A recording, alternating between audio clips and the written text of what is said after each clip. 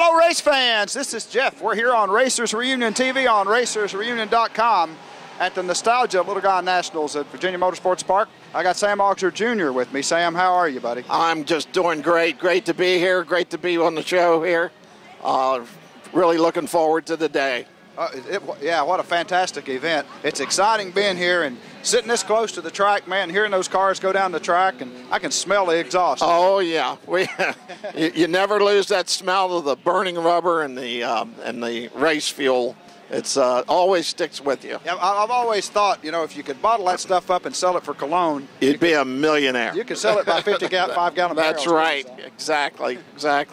Well, Sam, for the benefit of the young fans to learn about racing history and the older fans to take a walk down memory lane, let's go back to when you started, how you started, why, and give us some highlights, okay? Okay. We started, without going way too far back, I purchased a 63 Ford 427, and I took it to the local track, and it was a local street car, too. And me and Chick Danino, we used to hang out together. He had a 409 Chevrolet, and so we rode the Hot Shop circuit, which was a drive-in not a drive-in theater, but a drive-in restaurant. Right. And we always hung out there. Anyway, I came across, hard to believe, but I came across a couple of guys that had a 427 Comet 64 AFX car. And of course, as you know, there's only about 24 of them built. And these guys were pretty much out of money. And my dad was a contractor, building contractor. And so we sort of evolved from that car winding up in our possession. And we later had a 65 AFX car, Comet, which there was only like 9 of those built, and 24 of the Mercury Comet 64s were built.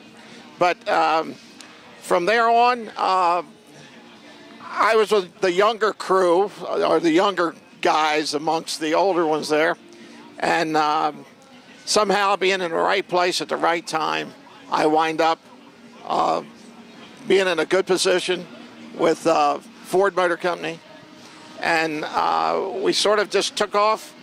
We did the NASCAR. A lot of people don't know there was NASCAR drag racing circuit.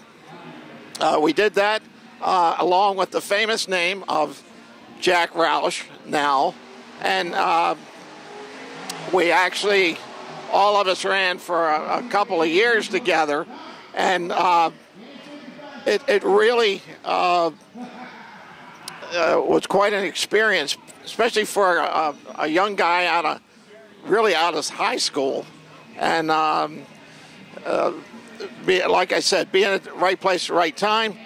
And from there, our cars and sponsors and everything evolved from there. And we came on up through the Ultra Stock period, AHRA. From there, it was right on into the Pro Stock cars, and we ran the first years in the Pro Stock division, also with Bill Jenkins, Sox, and the whole bunch there. So that's a rough start of how we got started. That's some good history there, man. One of my biggest wins came in 1966 or 68. Wally Bell wants to know your. Wally Bell wants to know my political views. No, Wally doesn't want to know that. We'll talk about Wally. We'll talk about Wally when he gets here. Yeah, right. Basically, in 1968, I won the Cars Magazine meet against Bill Jenkins in the final round at Cecil County, and believe it or not, come back the following year and repeated the same thing in 1969 and beat Bill Jenkins in the final round, and also Ronnie Sox going into the finals. Wow. And that particular car has been restored. It's actually in this month's June issue of Mustang Monthly, and that car is on the West Coast right now, and it will be returning for Carlisle next month, and we'll have it at Carlisle, York, and back to North Carolina also. Cool. And it's a great feature article in the magazine. Yeah, I can't wait to see that. Yeah. I'm anxious to get it. Right. And that's in the June issue of Mustang News, Mustang Monthly. Mustang June Monthly. issue, 09. And as most of everyone knows, me and Chick Danino go back a long way. We actually, one side of the shop, it was a rather unusual situation. One side of the shop was Ford, one side of the shop was Mopar. We had Ford Motor sponsorship on one side. We had Mopar sponsorship on the other side. So that's cool. I don't know that that would work today, but back then it worked. So we had a great history with that. How do you feel about the sport today? The health of the sport and how it's changed? And I guess the health of the sport is okay. The pro stock cars, I don't get much out of watching them. To be honest with you, it seems like they're just a computerized module.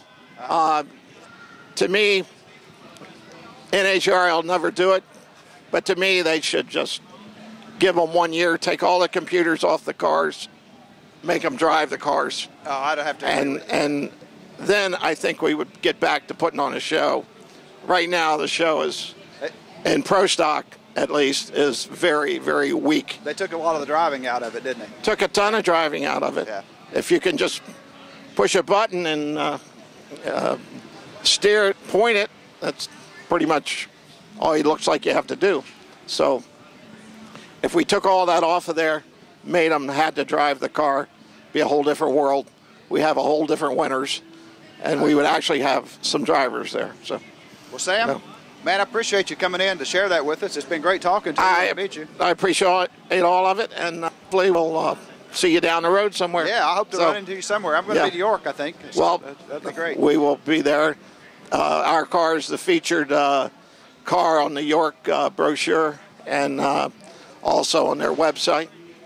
So it's got a great history with that one particular car. Thank God they restored it, and it's it's out there. So, ladies and gentlemen, Sam Auxier Jr. here on Racers Reunion TV. Thank you.